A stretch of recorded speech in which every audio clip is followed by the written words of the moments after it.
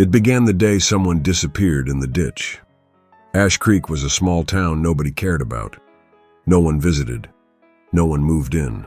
It was the kind of place where time moved slower, where everyone knew each other's names and secrets. But one secret had been buried deep beneath the surface, right behind the old elementary school. The ditch. Everyone knew about it. Every kid had dared someone else to go near it, to touch the rusted fence that tried, but failed, to keep people out. Some said it was just an old drainage trench. Others whispered about things moving at night, wet slapping sounds, whispering voices that didn't belong to anyone alive.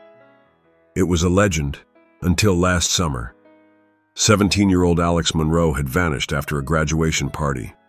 Last seen drunk, stumbling toward the field behind Ash Creek Elementary. Some friends said he went to the ditch on a dare. Some said he was crying before he left.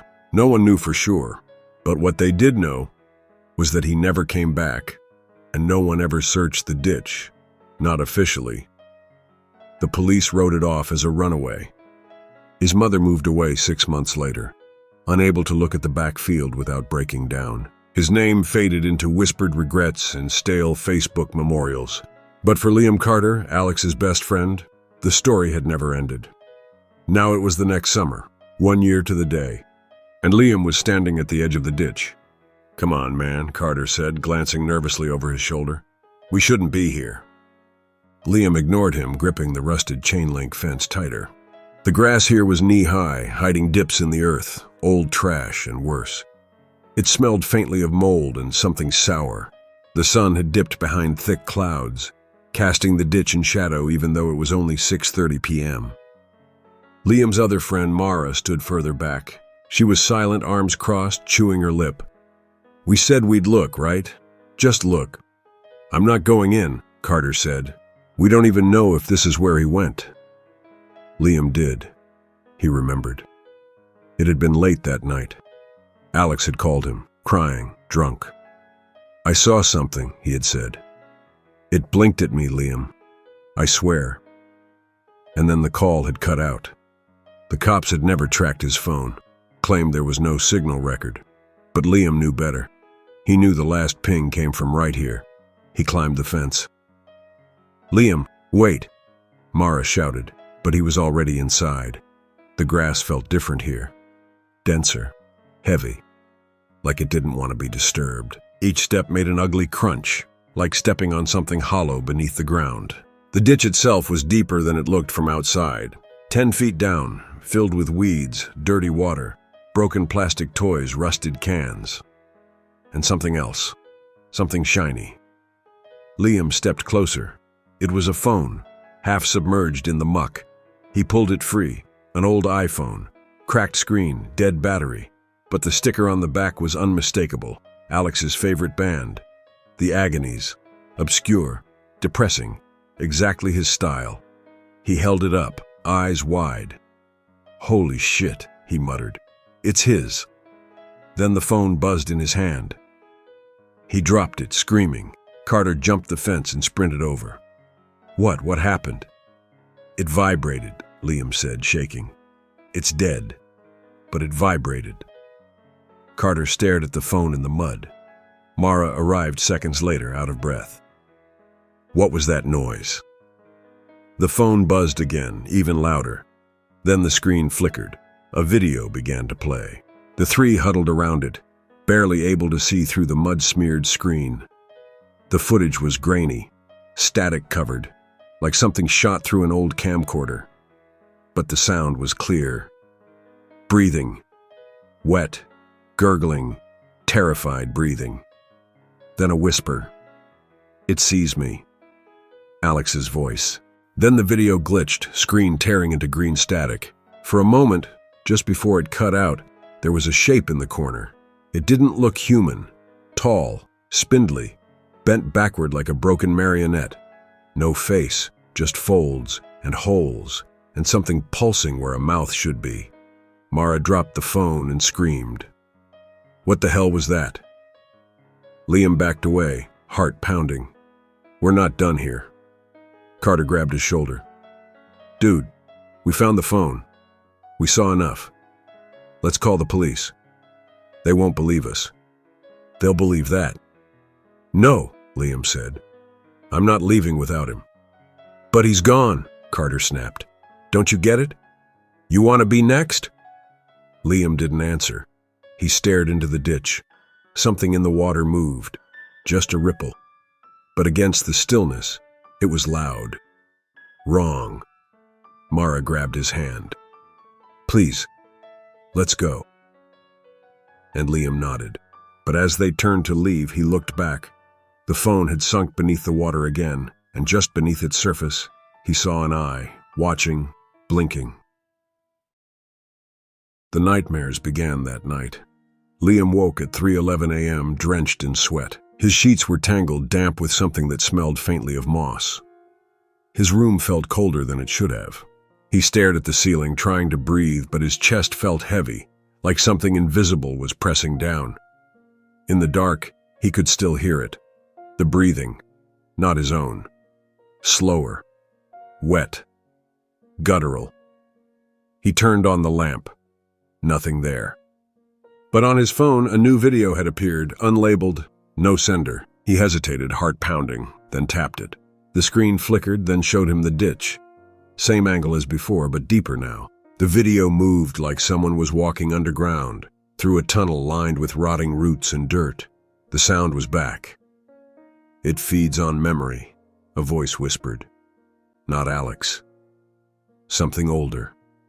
Then the screen went black.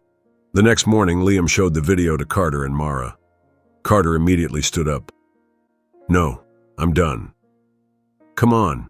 No, he repeated. This isn't a game anymore. I don't want to see this thing. Whatever's in that ditch, it's not human. It's not right. Mara was pale but quieter. I had a dream last night too, she said. Liam looked at her. In mine. Alex was in a hallway, like a school, but wrong.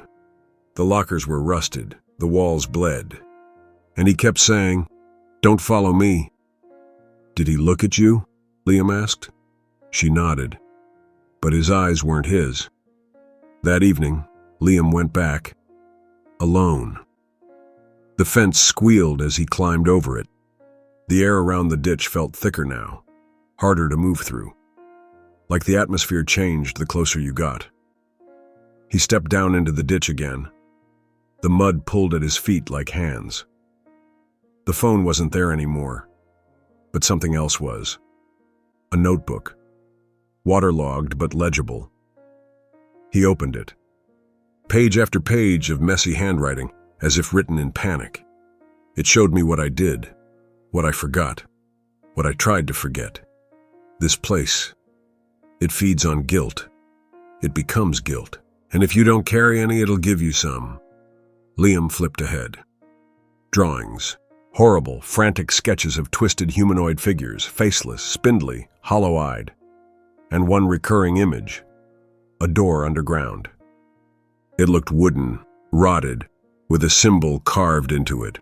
A circle, and inside it, a vertical slit like an eye, stitched shut. Then at the bottom of the last page, you have to go through the door. It's the only way out. Suddenly, Liam felt it. He wasn't alone. Something behind him shifted. He turned. Nothing. Then he heard a snap, like a stick breaking underfoot. He sprinted up the incline, clawing through the grass, tearing his shirt on the fence, and didn't stop running until he was home. That night, his dream took him further. He was in a hallway just like Mara described. A decaying school hallway, warped and bleeding, with flickering lights and missing doors.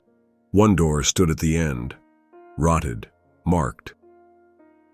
He opened it. Darkness. Then a whisper. You're ready. The next day, he didn't go to school. Neither did Mara. They met at the diner and sat in silence over cold coffee. It wants us to come back, Mara said. I know. I'm scared. So am I.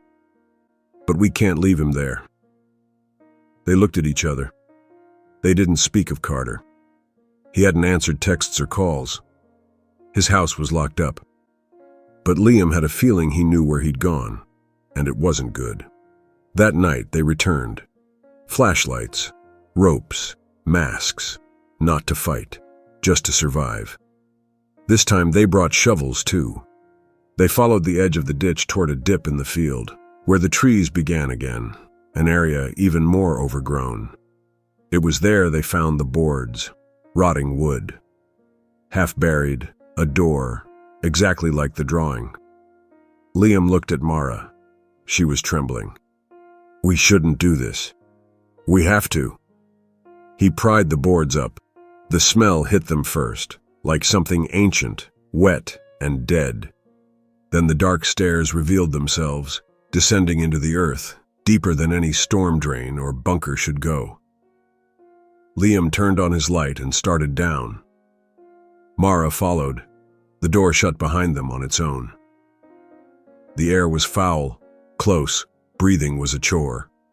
The tunnel walls were lined with roots that looked almost like veins.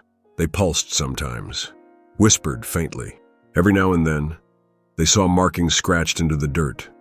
Names: Alex, Carter, Liam, Mara.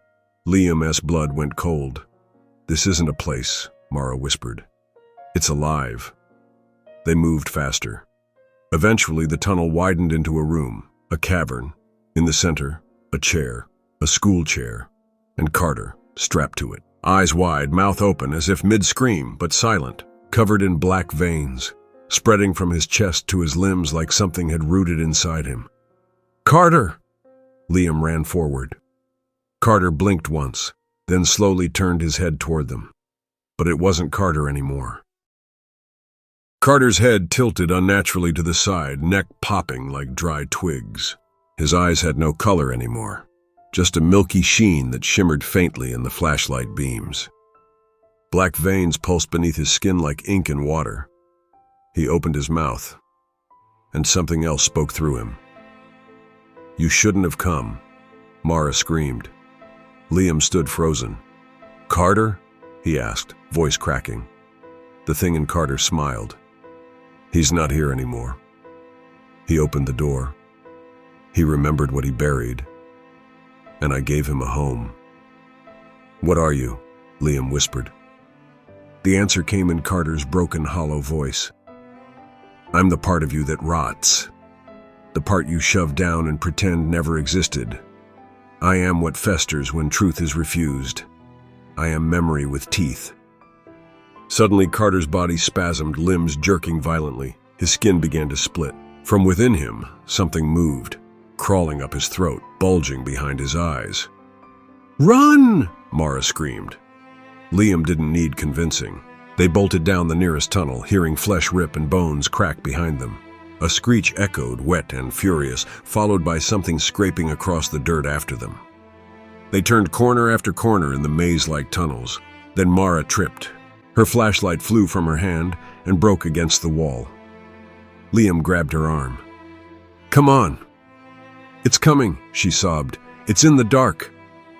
He pulled her to her feet and they dashed into an archway, only to find themselves in another room. This one was filled with desks, dozens of them. School desks, scratched, broken, stained. And at each one sat a figure, slumped, silent. Children, dead children. But their eyes moved. One by one, their heads turned toward Liam and Mara. "You forgot us," they whispered in unison. Liam stumbled back. I don't know you." But their faces began to shift, become familiar. People from their past. A kid Liam had bullied in 4th grade. A girl Mara had mocked in middle school, who later tried to take her own life. Each face accusing. Each whisper filled with rot. "You buried us. Now we bury you." The ground beneath them began to split. The desks sank. Hands reached up from under the floor, from inside the walls, clawing, grabbing. Mara screamed as a skeletal hand wrapped around her ankle. Liam pulled at her, yanking her free, and they ran again. Behind them, the children's whispers turned into a low chanting. A name. Ash Creek. Ash Creek. Ash Creek. They found another door at the tunnel's end. This one was warm, pulsing. The same symbol etched across it, but this time, it bled. Liam didn't hesitate. He pushed it open and they fell. Down, down, into the room beneath everything. The source, the heart of the ditch. They landed in ankle-deep black water. Above them, the tunnel was gone. No ceiling, just void. In front of them stood a figure, 10 feet tall, spindly, skin like old bark, stitched together with strands of human hair. Its head was split down the middle like a peeled fruit. From within, dozens of small, blinking eyes blinked in every direction. It spoke without a mouth. "You carry your sins like shackles. That's why you found me." Liam couldn't move. Mara trembled beside him. The creature stepped closer. "You seek someone who's already mine. But to reclaim what was taken, you must offer something." "What do you want?" Liam managed. It extended a hand. "Your guilt." And suddenly, Liam was no longer in the room. He was in his own memory. He was 12 years old, standing on the riverbank with Alex. Only this time he remembered something he'd forced himself to forget. They'd fought over something stupid, and Liam had pushed Alex hard. Alex had hit his head, passed out. Liam had panicked and run for help, but told no one what really happened. Everyone thought Alex just fell. Alex had always known the truth, and Liam had buried it. The memory shattered. Back in the heart of the ditch, Liam fell to his knees. The creature towered over him. "You see, it wasn't just grief that brought you here. It was penance." Mara tried to pull him away. "No," Liam said. "This is what it wants." He looked up at the creature. "Take it. My guilt. Take it all." The being leaned down and touched his forehead. A scream tore through the chamber, Liam's own. Every memory, every secret, every self-hated moment surged through him like fire. And then, silence. He collapsed. When he opened his eyes, he was outside. Back in the ditch, the sun was rising. The door was gone. Mara was beside him, crying, and from the weeds, a figure stumbled forward. Alex, alive, but changed. His eyes were older, haunted, but he was breathing. "You brought me back," he whispered. Liam tried to stand. Behind them, the ditch began to collapse. The ground shifted, and where the door had been, only dirt remained. They didn't speak much after that. Alex had changed. He walked like someone older than his years, quiet, wary. His eyes rarely met Liam's. When he did look, it was as if he was seeing through him. They didn't talk about what happened underground, not really, and no one would have believed them. The ditch was filled in by city workers the following week. Dangerous erosion, the report said. No mention of the tunnel, or the bodies, or the screams that neighbors had called in and were quietly ignored. Carter's house was eventually declared abandoned. No one ever saw him again, but Liam knew where he was. Part of him was still screaming in the dark. Weeks passed, then months. Alex returned to school. Quiet, not quite the same. Mara stopped sleeping. Nightmares clawed her every time she closed her eyes. She moved away without saying goodbye. And Liam? He tried to live normally, tried to forget. But the thing about the ditch, it didn't really let go. It started small. He'd find dirt in his bed, water pooling in corners of his room, whispers beneath his mattress. Sometimes when he closed his eyes, he saw the stitched door, still bleeding, still waiting. One night it came back. He woke up in the middle of the night, drenched in sweat, heart pounding, and the door was there, at the foot of his bed. Wooden, warped, dripping. It had followed him, not metaphorically. Literally, it was now part of his room, like it had grown there. He tried to scream, but no sound came. The door creaked open, and from the dark inside, a voice he recognized whispered, One sin is never enough. Alex. But not him. Not anymore. Something stepped out. It wore his friend's face, but its eyes were hollow. Its hands were wrong, longer, sharper, twitching like broken branches. It sat beside Liam, gently. "You opened it," it said, tilting its head.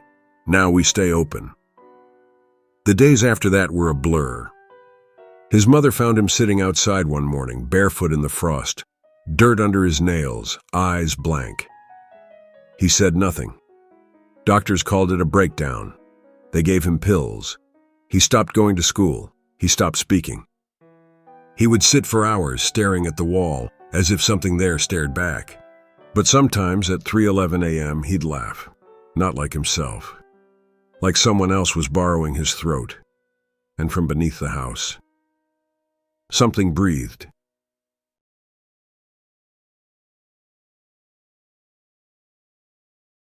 The road stretched endlessly in every direction, flanked by dust, dying shrubs, and the occasional rusted sign eaten away by sand and time. It was supposed to be a simple road trip, one last hurrah before college split them apart.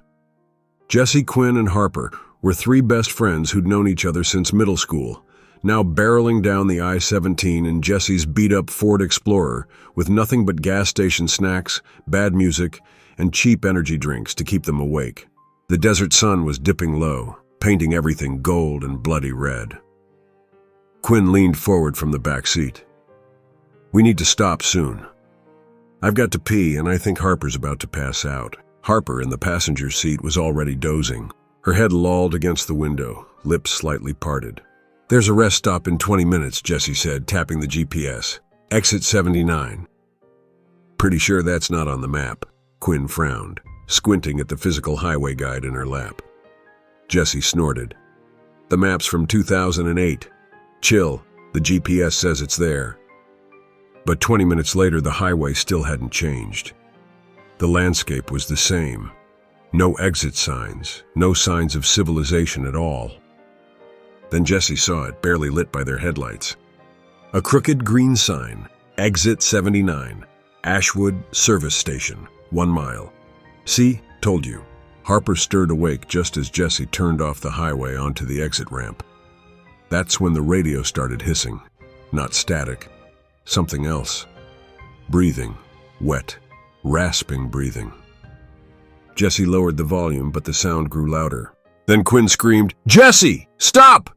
There was a man in the road, middle-aged, pale, eyes like broken glass. He stood motionless as the Explorer screeched to a halt, barely inches from hitting him. Harper screamed. The man blinked, then smiled, slow, crooked, teeth-stained red, and vanished. Jesse's knuckles were white on the steering wheel. "What the hell was that?" he whispered, voice trembling. He was just gone," Quinn stammered. "He didn't move, he didn't run, he just disappeared." Harper was silent. She stared ahead, pupils dilated, one hand still gripping the door handle like it was the only thing anchoring her to reality.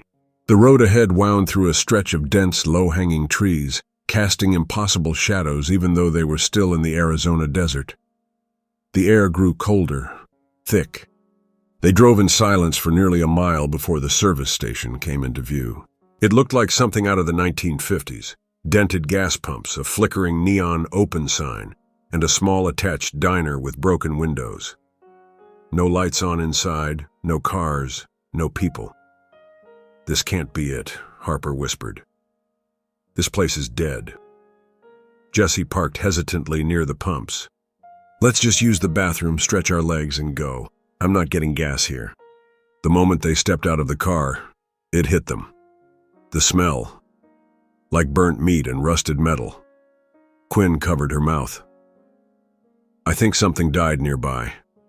Harper pointed toward the diner door. It was slightly ajar. A red smear streaked across the glass. "Nope," Quinn said immediately. "No way I'm going in there." But the bathrooms were inside. Jesse took the lead. The door creaked as they pushed it open. Inside, the diner was a snapshot of decay.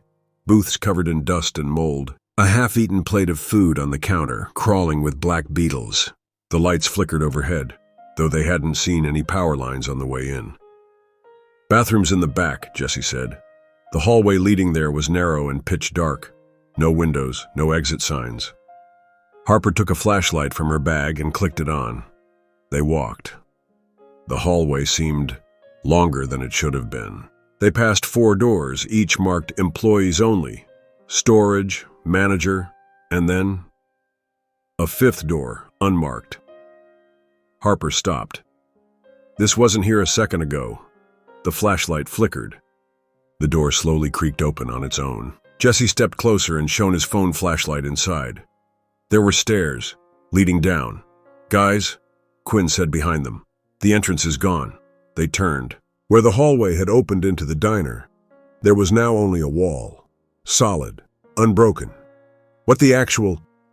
A loud thud came from below. Then another.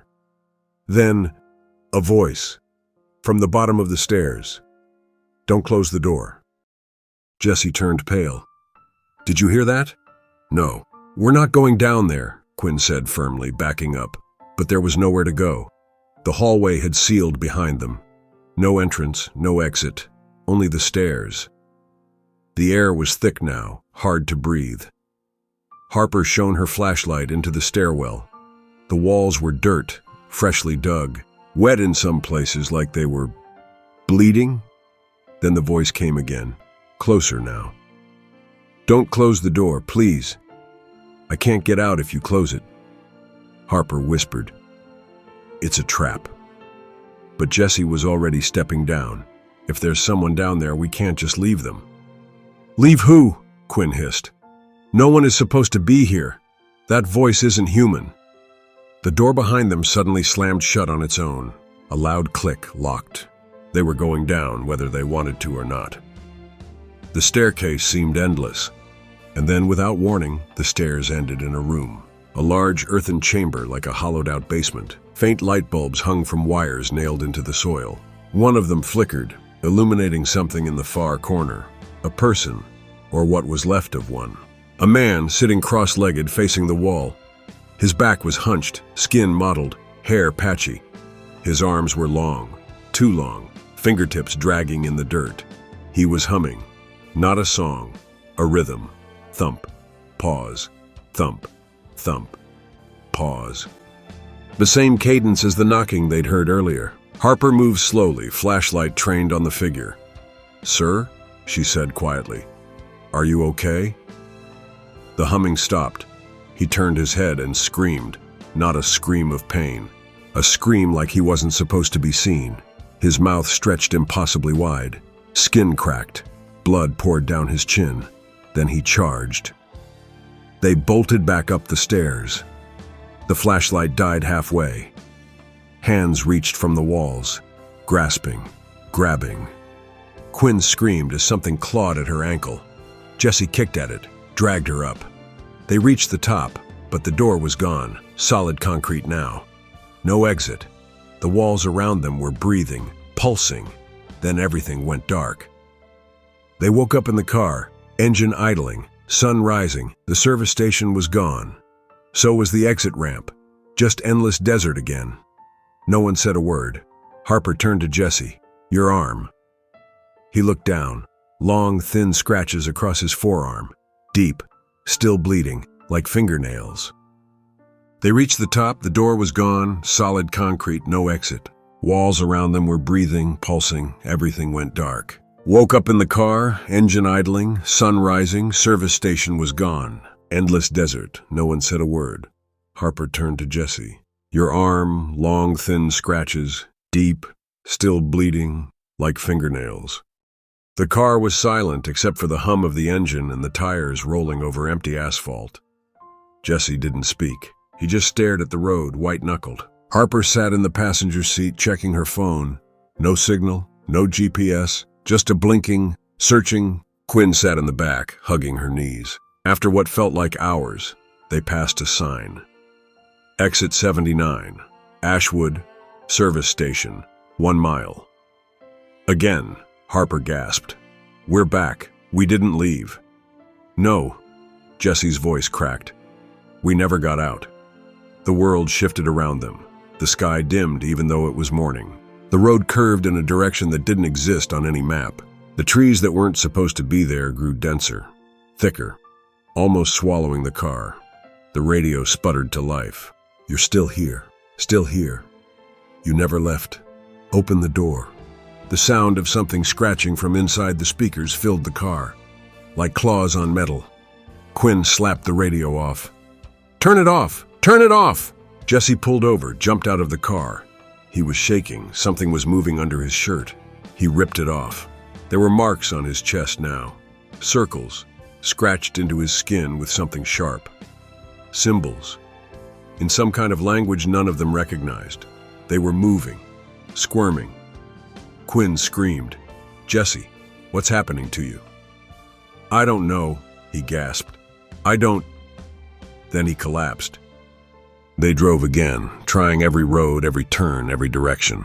No matter where they went, they ended up passing the same sign, Exit 79, but the service station never appeared again. Later that night, Harper heard whispering in her ear while she slept, a voice she recognized. Jesse's voice, except deeper. Wrong. "Let me in," it said. "I need more room." She woke to find Jesse staring at her, eyes bloodshot, hands twitching. He smiled, but it wasn't Jesse's smile. He whispered, "I opened the door again." Harper backed away from Jesse, heart racing. "What do you mean you opened the door again?" Jesse just stared at her, his pupils blown wide, irises almost gone. His voice sounded like it came from under his skin. "It followed us. It needed a vessel. I said yes." Quinn burst into the room, panicked. "He's bleeding again. Something's wrong with his back." Jesse stood up and turned around. Carved into his back were the same shifting symbols from earlier, but now they were glowing faintly red. Lines of blood oozed from each one like they'd just been etched, and something was moving beneath them, pushing outward, trying to get free. The lights flickered in the motel. A buzzing hum filled the room, growing louder. A low-frequency rumble that made their bones feel like they were vibrating. The TV turned on by itself, displaying static. Then a face appeared. Not human, not fully, twisted, eyeless, with a mouth that took up half its head and didn't move in sync with the words it spoke. "The road has no end. There is no way out. Exit 79 is home now." The motel room stretched, walls lengthened, ceiling warped. The door dissolved into shadow. They were back. The gas station again. Only this time the pumps were burning. The diner was upside down, and the sky was pitch black, stars blinking out one by one.